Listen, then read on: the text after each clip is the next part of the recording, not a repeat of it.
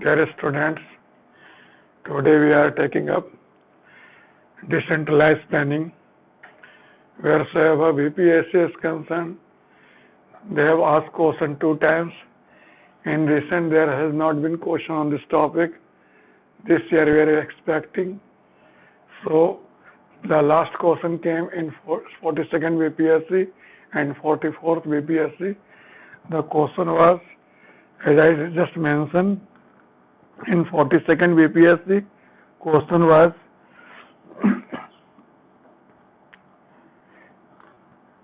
evaluate the role of district planning committee in formulation of district plan. This was evaluate the role of district planning committee in the formulation of district plan. And in 44th BPSC, question was that what is concept of district planning in Bihar? To what extent planning from below has been successful in Bihar? So there has been 2 times question. So we have to address this topic today as we are doing planning machinery. You know, socio-economic planning is basically post-independent phenomena. It was adopted after independence and under Indian Constitution. It is included in concurrent list as 20th entry. Getting point? So socio-economic planning is concurrent subject, means that both center and state are empowered to establish planning machinery and pursue planning, socio-economic planning. Getting a point? As India is basically union of state in which there is dominance of unitary feature over federal structure, you can find this tendency in planning and development also. Means union is having control over state governance in this regard also. So at center level there is planning commission. Getting point? Planning commission is completely centralized agency. It is having no representation of state. Getting point? So in first 5-year plan document, it was observed that since planning is concurrent subjects, that is why state should be also required to give an representation on the recommendation of plan document of first 5-year plan. NDC was established. Getting a point? So NDC is basically established to provide national character to development and to enlist support of a state in planning process. Getting point? So what was NDC? Have you some idea? Yes. NDC is basically, you can say, a staff agency to planning commission. It is very, you can say, elaborate composition. It is headed by Prime Minister. Prime Minister is ex officio chairman. All cabinet ministers at union level are included as member. All chief ministers and head of union territories are its member. Plus member of planning commission also are included in NDC. So NDC, wheresoever composition is concerned, is very elaborate one, very strong one. The secretary to planning commission acts as secretary to NDC, and the secretariat of planning commission acts as secretariat of planning NDC. Getting a point? So NDC is basically extra constitutional body. It is concerned with basically giving national character to economic planning and development. It was established having following objective. First, to secure cooperation of state in the implementation of national plan. Number two, to strengthen and mobilize the resources for efforts and resources for in the support of plan. Number 3, to promote common economic plan or policy in all major sphere or all vital sphere like agriculture, industry, etc. Then to secure balanced and rapid development of all parts of country. These were four objectives of NDC for which it was established. First, to secure cooperation of state in implementation of national plan. Number two, to mobilize efforts and resources in the support of plan. Number three, to promote common economic policy in all vital areas of economy. And number four, to secure, you can say, balanced and rapid development in all parts of the country. Getting point? To achieve this objective, there were several functions allocated to NDC. First function it has, you can say, to prescribe guidelines. Getting point? For preparation of the national plan. Whensoever national plan was to be formulated, it was to give guideline to consider national plan as prepared by Planning Commission and approve it. Number three, to make an assessment of resources required for implementation of plan and suggest measures to improve, augment them. Number four, to consider important questions of socio-economic development, socio-economic policy affecting development, national development. And number fifth, to work to review the work of national plan. And next, to recommend measures for achievement of plan and objectives of national plan.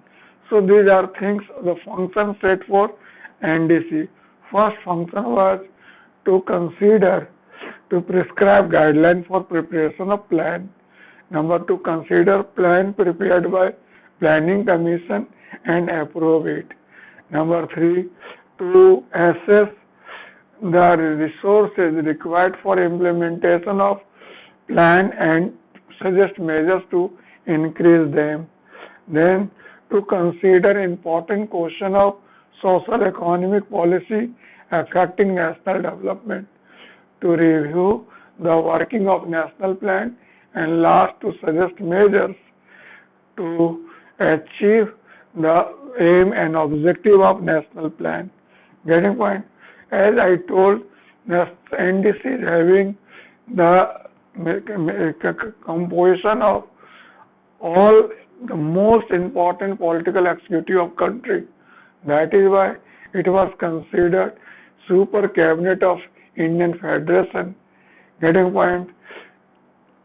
It was established as a staff agency to Planning Commission, but by its composition, it was far more powerful than Planning Commission. Getting point? That's why it has been very useful, you can say, mechanism for, you can say, deliberation, discussion, and you can dialogue between central and state on vital issue. Sarkaria Commission has gave recommendation to give constitutional status to planning in NDC as National Economic and Development Council. Getting point? But as I told, NDC is basically concerned with Planning Commission, and when Planning Commission got finished, getting point, NDC also lost relevance. So now NDC is just in, you can say, in dead position. In 2016, government declared that they are going to abolish NDC, but afterward no further notification was issued. But one thing more I will like to tell, 2012 onwards, there has not been meeting of NDC. So then you can take impression that NDC is presently non-existing organization or losing almost relevance at all. Getting point? Wheresoever I tell you planning is concerned, socio-economic planning is concerned, it is basically concurrent subject. So at a state level, the planning machinery has been changing. So in the beginning, there was a state planning department under chairman, under chief minister. It was located in chief secretariat of state government, which concerned with formulation of a state plan. Get a point? When national plan was to be prepared, it was consulted, and it was to give data, information, requirement, etc. So National Planning Department was doing planning work in the beginning. But in course of time, it was realized that state planning department is dominated by bureaucrats. It is generalist approach and it lacks professional and public participation. That is why on the pattern of DUP Planning Commission, there should be some organization in state level also. That is why state planning board was established. Getting point? In Maharashtra, first of all, it was established. In other states also followed, and now in every state there are a state planning department and a state planning board concerned with preparation of state budget, a state plan. Getting point? But since evolution of planning commission and emergence of Niti Aayog, the 5-year plan mechanism is no more in existence. So state planning department and a state planning board is now in, you can say, transition mode. It is not in position to perform very effective role as there is no plan formulation process. Getting point? So it may be possible that in course of time, getting point, like at central level there is Niti Aayog, state may also like to establish Niti Aayog institution at their own level. But presently, till now, no government has initiated, but it may take place in future. No one knows. Getting point? Wherever 5-year plan is concerned, now it's not supposed to come because the approach which was pursuing during the Planning Commission era is no more in existence. Now, to replace 5-year plan, getting point, now government has taken up 3-year action agenda, 7-year strategy agenda, and 15-year vision agenda to address the issues of social sector like education, like health, like hygiene, etc. So what I mean to say, in future we are not going to see 5-year plan pattern. We will see some vision agenda, a strategy agenda or action agenda. For example, in 2017 to 20, there is action agenda going on for education and health. Getting point? Now, it will very soon it will pursue the strategy agenda and vision agenda. Getting point? So this is the future of planning in India. Though 5-year plan is no more possible, it seems so presently. Getting point? The one thing more I would like to say that at Niti Aayog institution there is one state coordination and decentralized planning vertical is established to support state in formulating decentralized planning. Getting point? To give technical advice, institutional support, and you can say to visualize the philosophy of planning from below and planning from bottom to bottom up approach. Getting point? So Niti Aayog has established one state coordination and decentralized planning vertical in its composition. Getting point? So this is a thing which is going on presently. Wherever I tell you decentralized planning is basically, you can say, long projected dream for national policy maker. First 5-year plan onwards, we came to realize that for a country like India, with so much population and vast geographical territory, one development plan for entire country is not possible. So we require to go for decentralized planning. In second 5-year plan, there was a statement with regard to district planning. So I must tell you, decentralized planning is basically as a concept, it started as the planning scenario started. But I tell you, 7 5-year plan onwards, there has been consistent efforts towards decentralized planning.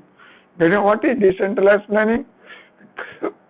Decentralized planning is opposite of or antithetical of centralized planning. District level planning, state level planning, subdivision level planning, block level planning, multi-level planning, planning from below, bottom-up approach are different manifestation of decentralized planning. Getting point? So, when we talk of decentralized planning, then the question arises, which level of governance or administration is more appropriate for decentralized planning? Getting point? Because if you take state level, it is too large. If you take divisional level, it is also not feasible. If you talk of block level, it is not mature. So district is basically very important right from beginning. It came in 1772. So it has 250 years background. So whenever we talk of decentralized planning, we consider district as basic unit of decentralized planning. Getting point? District has number of features which attracted policymakers to choose district as unit for decentralized planning. First, historical legacy. Number two, district is basically cut as level of administration where administration come in contact with people.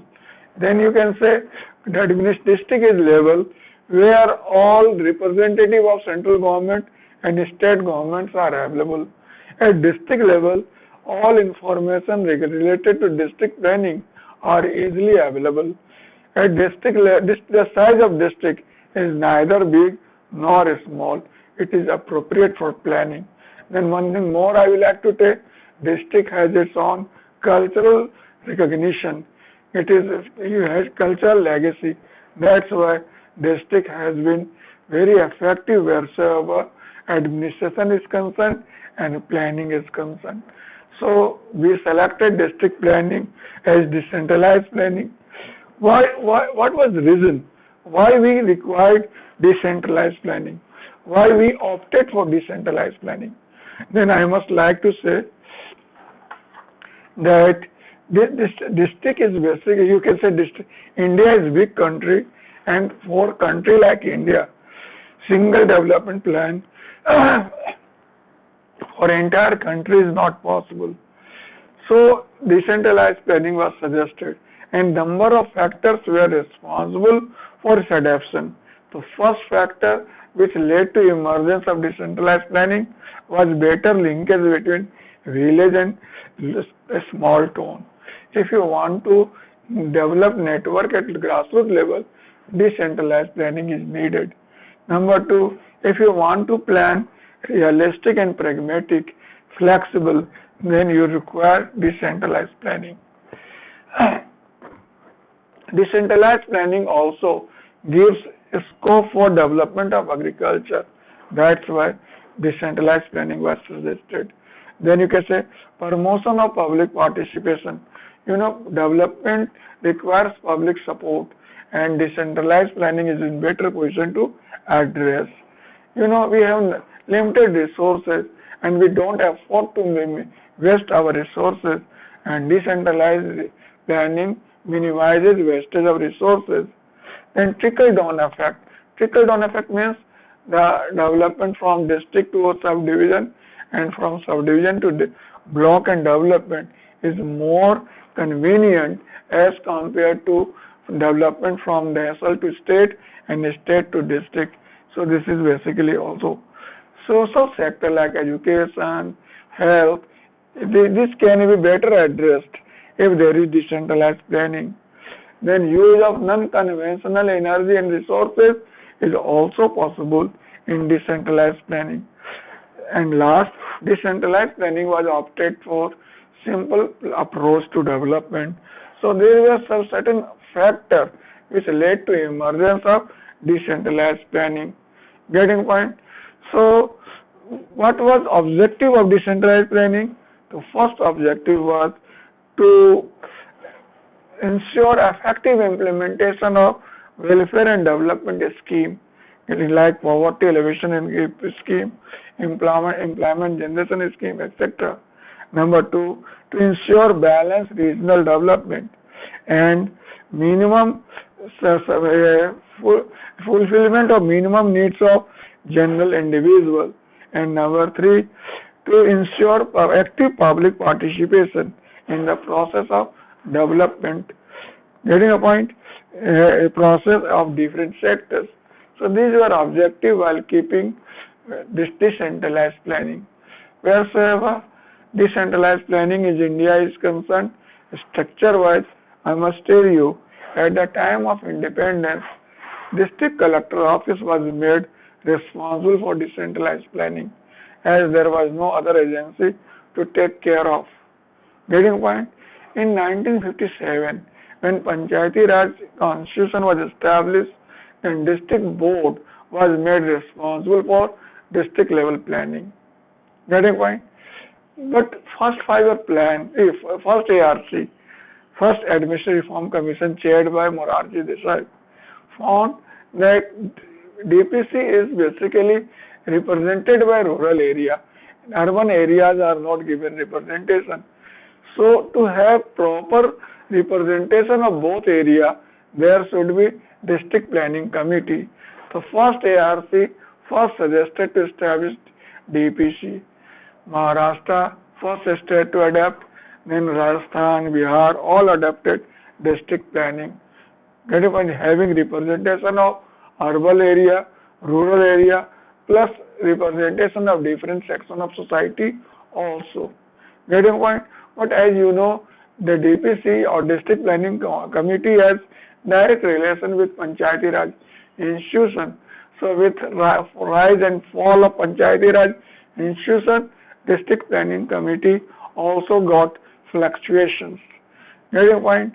So in course of time, several committees were constituted, like Ashok Mehta Committee, like Dantawala Committee, then you can say Hanumant Rao Committee, then you can say G.V.K. Rao Committee, then Thungan Committee. They have all recommended to give democratic constitutional status to Panchayati Raj. Particularly Sanghvi Committee has given recommendation and given more power to district level authority. Getting point? So in course of time, I tell you one thing, that when Panchayati Raj was almost non-existent, getting point, the idea was established to take its place and to go for district level planning. So the idea was established on the recommendation of committee. Getting point, on the recommendation of G.V.K. Rao Committee, DDC post was created and Development Commissioner at state level post was also created. Getting point? But you should know 73rd and 74th Amendment is historic amendment, gave constitutional status to Panchayati Raj institution, urban body and DPC. So DPC has become constitutional body now, District Planning Committee, having representation of urban area, rural area and other representation also depending on its state requirements. Getting point? DPC is now almost working in almost all states. Getting a point? And it is constitutional one. So now you can say the decentralized planning got impetus here. It become constitutional body. So now the vision to have planning from below now is time to get realized. Now time has come to visualize planning from below also, the bottom up approach also. So it's very possible that in coming years this can take place. Now you can say the actual status. If you see the overall achievement of last, you can say 10 years or something like it will 10 to 20 years, the experience of DPC at district level is not very, you can say, systematic and very positive.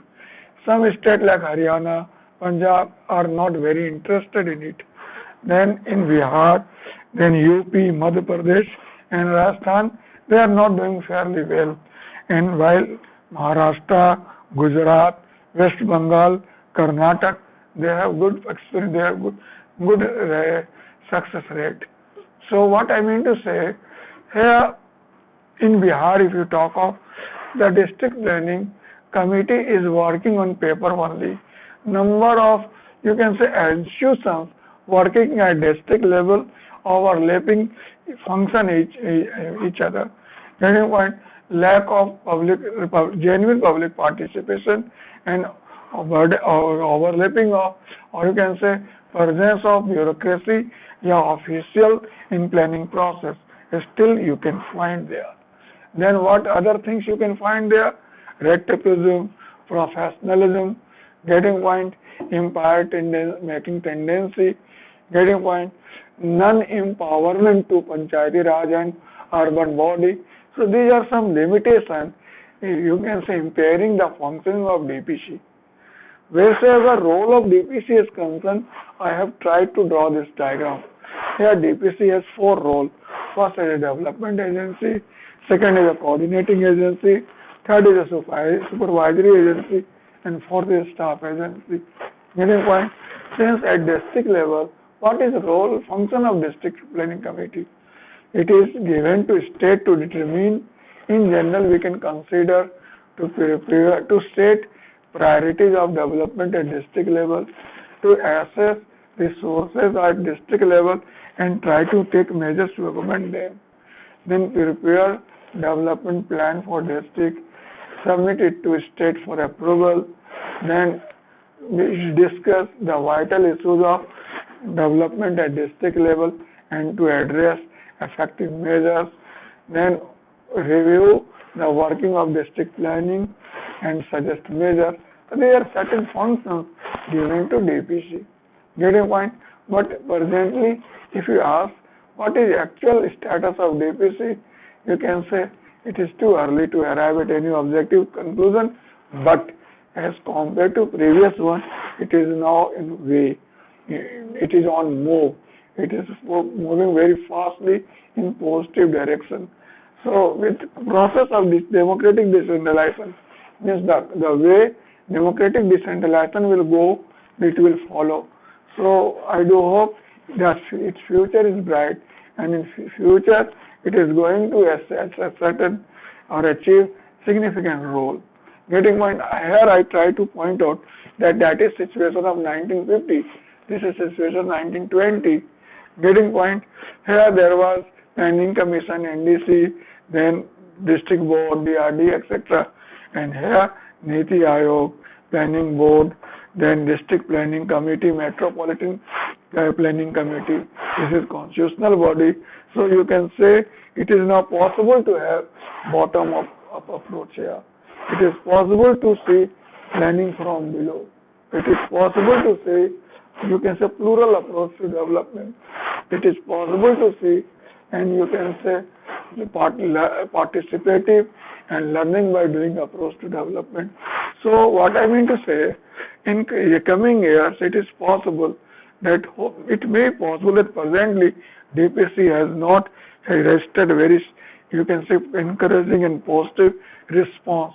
But in coming years, it is bound to increase in importance and play a significant role in development. Get your point? So I suggest you to take up one question, go through a book, then listen my lecture, consult internet, etc., and write answer and post to me. And if you have any difficulty, you can contact me. Okay. All the